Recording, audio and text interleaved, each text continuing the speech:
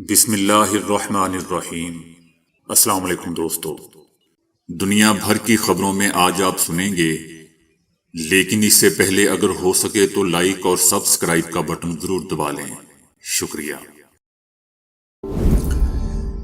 روس کے علاقے داغستان میں نامعلوم مسلح افراد نے عیسائی اور یہودی عبادت گاہوں پر حملہ کر کے 2 گرجا گھروں اور یہودی عبادت گاہ کی عمارتوں کو آگ لگا دی۔ نامعلوم مسلح افراد کی جانب سے پولیس چیک پوسٹ پر بھی فائرنگ کی گئی، جس میں 7 افراد مارے گئے، 13 زخمی ہو گئے۔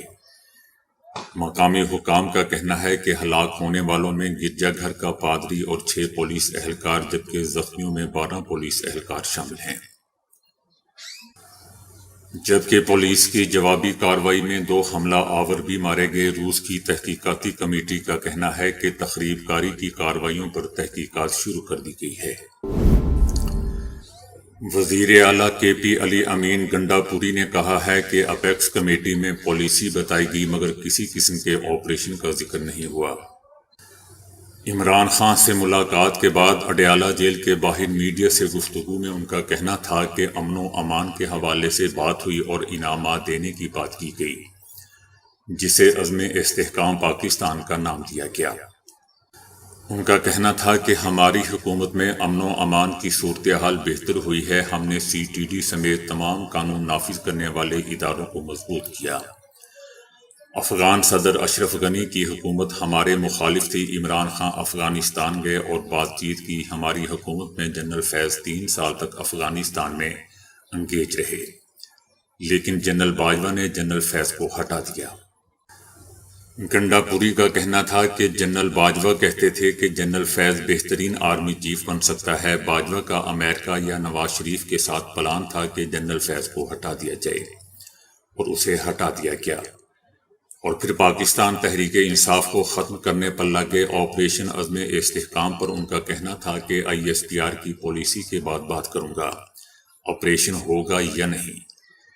جب تک ISPR کلیئر نہیں کرے گا کہ کس سائز میں آپریشن ہونا ہے، کچھ نہیں کہہ سکتے۔ اس حوالے سے عوام اور صوبوں کو اعتماد میں لینا ضروری ہے۔ تمام سٹیک ہولڈرز کو اعتماد میں لینا ضروری ہے، کیونکہ ہم نے جانی اور مالی نقصان اٹھایا ہے۔ گنڈا پوری کا کہنا تھا کہ بلاول بھٹو پوری دنیا کا چکر لگایا مگر افغانستان نہیں گیا۔ ان کو پاکستان اور فوج کی پرواہ نہیں ہے۔ پہلے بات چیت نہیں کی اور اب بات چیت نہ کرنے سے مسئلہ بڑھتا جا رہا ہے۔ بات چیت ہونی چاہیے۔ افغانستان سے بات چیت کرنی ہے تو ہم آگے بڑھ سکتے ہیں۔ علی امین گنڈا پوری کا کہنا تھا کہ جنرل باجوہ نے ایک پارٹی کو ختم کرنے کے لیے ملک کا نقصان کیا۔ عمران خان نے ہمیشہ مذاکرات کے لیے کہا ہے، کوئی بھی مذاکرات نہیں ہوئے۔ اداروں کے ساتھ یا وفاقی حکومت کے ساتھ بات نہیں ہوئی۔ ان کا کہنا تھا کہ ٹرم اینڈ کنڈیشن مذاکرات پر شرائط یہی ہوں گے کہ منڈیٹ واپس کیا جائے اور 9 مئی پر کمیشن بنایا جائے۔ ان کا کہنا تھا کہ میں آرمی چیف اور DGISI سے ملاقات کرنا چاہتا ہوں۔ میری جو بھی ملاقات ہوئی وہ ایک پروگرام میں ہوئی ہے۔ گنڈا پوری کا مزید کہنا تھا کہ میری ملاقات محسن نقوی سے نہیں، وزیر داخلہ سے ہوتی ہے، پھر بات چیت ہوگی۔ اگر ہمارے مطالبات نہ مانے تو ہمارا ریئیکشن بھی آپ کے سامنے ہوگا۔ یورپی یونین نے کہا ہے کہ غزہ کی پٹی میں انسانی صورتحال نہایت ہی بگڑ چکی ہے اور اس حالت میں اقوام متحدہ کوئی کردار ادا نہیں کر سکتا۔ یورپی یونین نے امریکی صدر جو بائیڈن کے منصوبے کی حمایت کرتے ہوئے فوری جنگ بندی کا مطالبہ کیا۔ لبنان کے ساتھ جنگ کے بڑھتے ہوئے خطرے پر بھی خبردار کیا۔ یورپی یونین کا کہنا ہے کہ غزہ جنگ میں حزب اللہ کی مداخلت سے مکمل جنگ کا حقیقی خطرہ ہے۔ لبنان تک جنگ کے پھیلنے سے خطے اور اس سے باہر بھی شدید اثر پڑے گا۔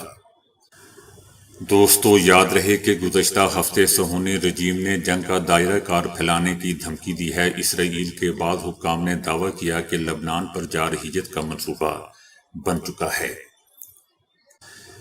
جس پر حزب اللہ نے رد عمل دیتے ہوئے کہا ہے کہ اگرچہ صہیونی حکومت وسیع پیمانے پر جنگ کا باعث بننے والے حالات کے وقوع پذیر ہونے سے خوفزدہ ہے، مگر وہ موقع سے فائدہ اٹھانے اور تنازعات کے محدود پھیلاؤ پر کام کرنے کی کوشش کر رہی ہے۔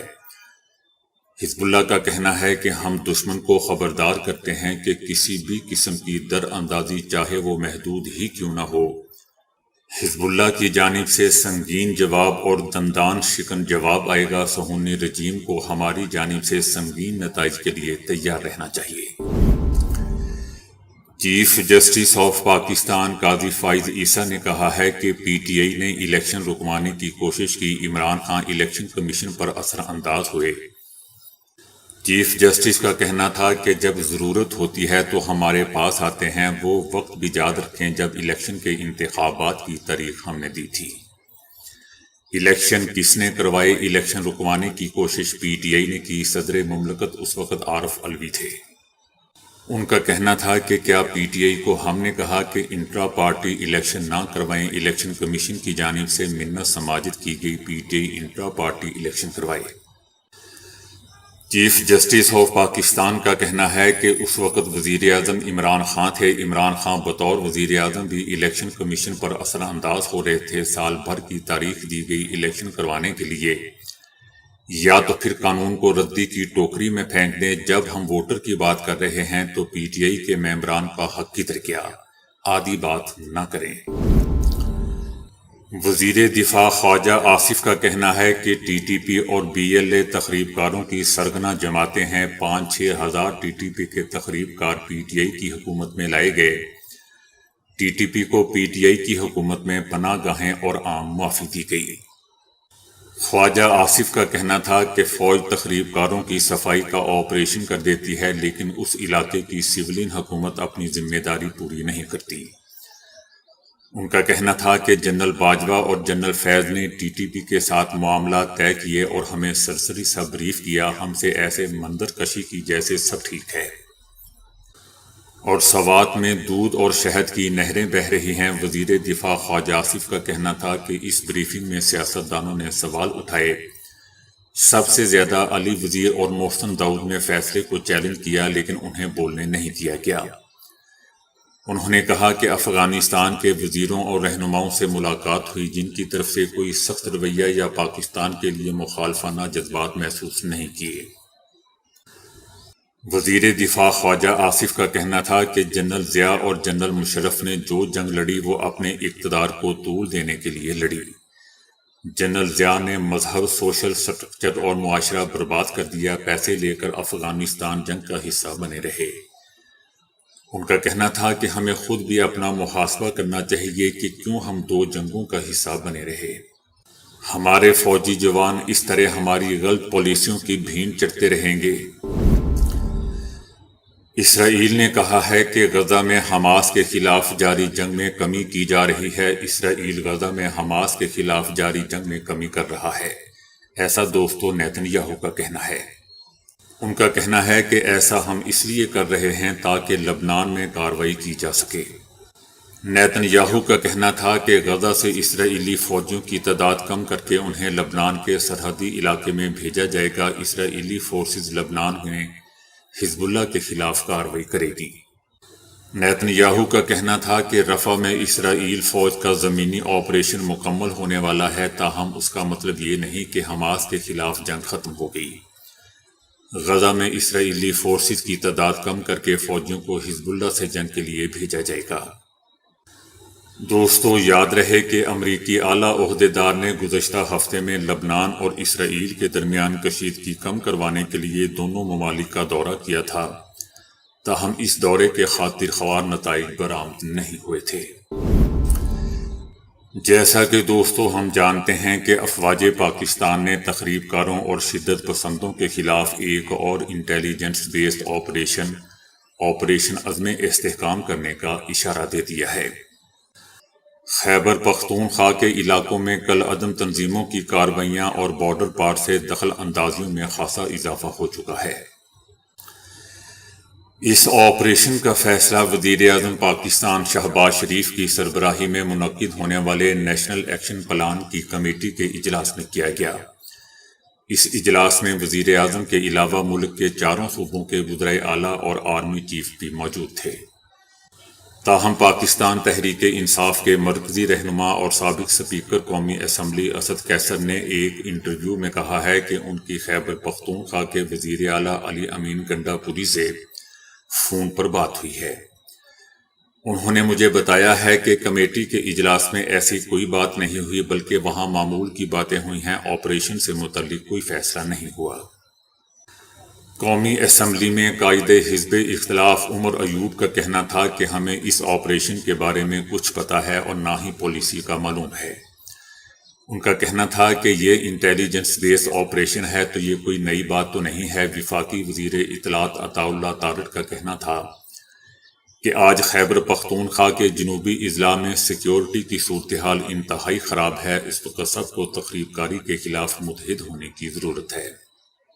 دوستو، یاد رہے کہ گزشتہ 5 سال میں خیبر پختونخوا اور بلوچستان میں شدت پسندی کے واقعات میں مسلسل اور تشویشناک حد تک اضافہ ہوا ہے۔ پاکستان تحریک انصاف کے چیئرمین بیرسٹر گوہر علی خان نے قومی اسمبلی کے اجلاس میں مجوزہ فوجی آپریشن کی مخالفت کرتے ہوئے کہا کہ پہلے جو بھی آپریشن ہوئے ہیں اس پارلیمان نے اس کے پیرامیٹرز طے کیے تھے۔ ان کا کہنا تھا کہ ہم چاہتے ہیں کہ ایوان کی بالادستی قائم رہے۔ ان کا کہنا تھا کہ ہم مطالبہ کرتے ہیں کہ قیادت پہلے ان کیمرہ بریفنگ دے پھر کوئی کارروائی ہو، جبکہ اسد قیصر کا کہنا تھا کہ سب سے پہلے تو بات یہ ہے کہ ہم آپریشن کے بہت ڈسے ہوئے ہیں، سوات اور وزیرستان میں آپریشن ہوئے ہیں، اب سب سے پہلے یہ جائزہ لینا چاہیے کہ ان آپریشن سے کیا ملا۔ ہم آپریشن کی مخالفت اس وجہ سے کرتے ہیں کہ اس سے پہلے 2 لاکھ گھر تباہ ہوئے ہیں اور لوگ آج تک گھر تعمیر کرنے کا مطالبہ کرتے آ رہے ہیں۔ 10 لاکھ سے زیادہ لوگ بے گھر ہو گئے اور فوجی آپریشن کے نتیجے میں قبائلی علاقوں میں 36,000 مسمار کیے گئے۔ پہلے ماضی میں کیے گئے فوجی آپریشن کا حساب دیا جائے کہ 800 سے زیادہ فوجی پوسٹوں کے ہوتے ہوئے امن کیوں نہیں قائم ہو رہا۔ یہ بنیادی طور پر امریکہ کے مفاد کی جنگ ہے جو کبھی ایک کبھی دوسرے نام سے لڑی جاتی ہے۔ گزشتہ آپریشن کے نقصانات کو مد نظر رکھتے ہوئے کہا جا سکتا ہے کہ حکومت کو کوئی ایسا نیا اقدام نہیں کرنا چاہیے جس میں تمام سٹیک ہولڈر کا اتفاق رائے موجود نہ ہو۔ آپریشن رد الفساد کے وقت ملک کی تمام جماعتوں اور دھڑوں نے اس آپریشن کی حمایت کی تھی، تاہم بعد میں اکثر گروہ اس آپریشن کے مخالف ہو گئے، جن میں عمران خان بھی شامل تھے۔ آپریشن رد الفساد کے نتیجے میں لاکھوں پختون بے گھر ہوئے، 80,000 کے قریب پاکستانی جان کی بازی ہار گئے، پاکستانی معیشت کو کروڑوں کا نقصان ہوا، سینکڑوں فوجیوں کی جانیں قربانی کی دینی پڑی۔ آج پاکستان میں کسی نئے آپریشن کے حوالے سے ویسا اتفاق رائے موجود نہیں ہے جیسا کہ آپریشن رد الفساد کے وقت تھا۔ ملک کسی نئے ایڈونچر یا تخریب کاری کی نئی لہر کا متحمل نہیں ہو سکتا۔ تل ابیب میں ہفتے کی رات ہونے والا احتجاجی مظاہرہ صہیونی وزیر اعظم نیتن یاہو کے خلاف 7 اکتوبر کے بعد سے دوستو اب تک کا سب سے بڑا احتجاج تھا۔ اسی طرح گزشتہ راتوں میں بھی مقبوضہ فلسطین کے مختلف علاقوں میں صہیونیوں کی ایک بڑی تعداد نے احتجاجی مظاہرہ کیا تھا اور اس میں قبل از وقت انتخابات کرانے اور جنگ طویل ہونے اور قیدیوں کا مسئلہ حل نہ کر پانے کی بنا پر نیتن یاہو کی کابینہ تحلیل کیے جانے کا مطالبہ کیا تھا، جبکہ 2000 افراد نے نیتن یاہو کی رہائش گاہ کے سامنے بھی دھرنا دے رکھا ہے۔ اسرائیلی قیدیوں کے گھر والوں نے بھی حماس کے بارے میں نیتن یاہو کا مذاق اڑاتے ہوئے کہا ہے کہ جب تک اسرائیلی قیدی حماس کی قید میں ہیں اس وقت تک نیتن یاہو کیسے اعلان کر سکتا ہے کہ حماس کو شکست ہو گئی ہے۔ بہت سے ماہرین کا خیال ہے کہ اسمارٹ فون میں نت نئی ہارڈ ویئر تبدیلیوں کے بعد اسے مفید کاموں میں استعمال کیا جا سکتا ہے، اور اب خبر یہ ہے کہ کوریا کے ماہرین نے اسمارٹ فون کیمرے کو تھرمامیٹر میں تبدیل کرنے کا کامیاب تجربہ کیا ہے۔ کوریا انسٹی ٹیوٹ آف سائنس اینڈ ٹیکنالوجی نے حکومتی فنڈنگ سے ایک مؤثر اور کم خرچ تھرمل امیجنگ سینسر بنایا ہے جو 100 درجے سینٹی گریڈ تک بالکل درست کام کرتا ہے۔ اسے سمارٹ فون کیمرے کے ساتھ نتھی کر کے فون میں تھرمامیٹر کا اضافہ کیا گیا ہے۔ کرونا وبا کے تناظر میں چھوئے بغیر درجہ حرارت نوٹ کرنے والے تھرمل سینسر بہت عام استعمال ہو رہے ہیں۔ ہسپتالوں، بینکوں اور دیگر اداروں میں ان کا عام استعمال جاری ہے۔ اسی تناظر میں کئی سمارٹ فون ساز ادارے چاہتے ہیں کہ ان کے فون میں درست ترین تھرمامیٹر کا اضافہ بھی ہو جائے۔ یہ اضافی سینسر فون کے کیمرے میں لگایا جائے گا۔ پروفیسر جون ون ٹوئی نے ایک ایسا آپٹیکل سینسر بنایا ہے جو ماضی کی دیگر خرابیوں سے پاک، کم خرچ اور قابل بھروسہ ہے۔ اس چھوٹے سے سینسر کو بہت آسانی سے سمارٹ فون کیمرے کے ساتھ لگایا جا سکتا ہے۔ یہ سینسر انفراریڈ روشنی کو جذب کر کے برقی سگنل میں بدلتا ہے اور اسی بنا پر حرارت کو نمبروں میں ظاہر کرتا ہے۔ یہ اتنا حساس ہے کہ عام سینسر کے مقابلے میں حرارت کو بجلی کے سگنل میں 3 گنا زائد درستگی سے بدلتا ہے۔ دنیا کی معروف ترین گیم کے بارے میں پوچھا جائے تو آپ کے ذہن میں پب جی اور دیگر ایسی چند گیمز آئیں گی، لیکن آپ کو یہ سن کر حیرت ہوگی کہ اس وقت دنیا کی معروف ترین گیم ایسی ہے جس کا بہت سو نے شاید نام بھی نہ سن رکھا ہو۔ اس گیم کا نام امنگ اس ہے، جو ایک multi player on line game ہے۔ نومبر کے مہینے میں اس کے 50 کروڑ سے زائد ایکٹیو صارف تھے۔ اس تعداد کے ساتھ ماہانہ ایکٹیو پلیئرز کی تعداد کے ساتھ یہ دنیا کی سب سے زیادہ کھیلے جانے والی گیم قرار پائی۔ اس گیم کو سپر ڈیٹا نامی مارکیٹ ریسرچ فرم نے اپنی سالانہ رپورٹ میں دنیا کی سب سے زیادہ کھیلے جانے والی گیم بھی قرار دیا ہے۔ یہ گیم 2018 سے انٹرنیٹ پر دستیاب ہے، تاہم اس کی مقبولیت میں حال ہی میں اضافہ ہوا ہے، جس کی وجہ لاک ڈاؤن قرار دیا جا رہا ہے۔ تو دوستو، ابھی کے لیے اتنا ہی۔ ویڈیو کو لائک اور شیئر کرنے کا بہت بہت شکریہ۔